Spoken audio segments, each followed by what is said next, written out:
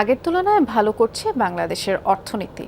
সবশেষ মুদ্রানীতি আর্থিক খাতে ইতিবাচক প্রভাব ফেলেছে, আর এ ধারা চললে আগামী 2 বছর জিডিপির প্রবৃদ্ধি বাড়বে। তবে রিজার্ভের উপরের চাপ কমাতে মুদ্রা বিনিময় হার নমনীয় করার বিকল্প নেই, এমন মন্তব্য করেছেন আইএমএফ এর পরিচালক কৃষ্ণা শ্রীনিবাসন।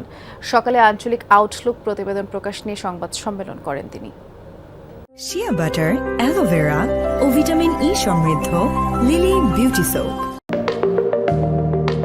বৈশ্বিক অর্থনীতি যে সংকট কাটিয়ে উঠছে সেই আভাস মিলেছে আইএমএফ এর সবশেষ সম্মেলনে। ওয়াশিংটনের সেই আয়োজনে সংস্থাটি জানায় বড় উদযাপনের সুযোগ নেই, কেননা নতুন যুদ্ধের দামামা থাকায় বৈশ্বিক প্রবৃদ্ধি হবে মাত্র 3.2%।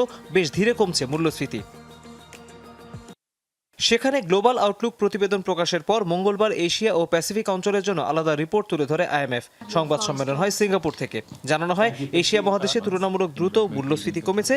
ভারত ও চীনে সরকারি বিনিয়োগ বৃদ্ধির ইতিবাচক প্রভাব পড়ছে অর্থনীতিতে। নতুন সুখবর দিচ্ছে প্যাসিফিক অঞ্চলে পর্যটকদের বাড়তি আনাগোনা।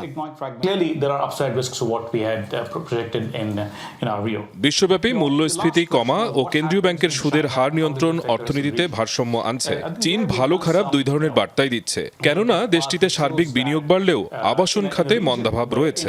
আগামীতে যুক্তরাষ্ট্রের সাথে দেশটির সম্পর্ক কোথায় যায় সেটাও ভেবে দেখার অবকাশ রয়েছে। সংবাদ সম্মেলনে প্রশ্ন আসে বাংলাদেশ ইস্যুতে। আইএমএফ জানায় বড় কোনো সংখ্যা নেই, সে কারণে বাংলাদেশের জিডিপি প্রবৃদ্ধি আগামী 2 বছর বাড়বে। Bangladesh was a country which proactively reached out to the IMF for support for its homegrown program. Bangladesh bank ও আইএমএফ বেশ কিছু বিষয়ে একসাথে কাজ করছে।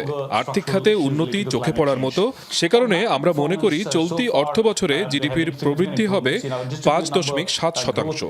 পরের বছর তা আরও 1% বাড়বে, কিন্তু টাকার উপর চাপ কমাতে হবে। সেজন্য মুদ্রা বিনিময় হার আরও সহনশীল করার বিকল্প নেই।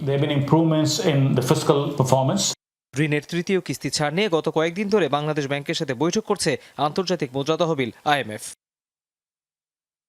তৌহিদ হোসেন, যমুনা নিউজ, ঢাকা।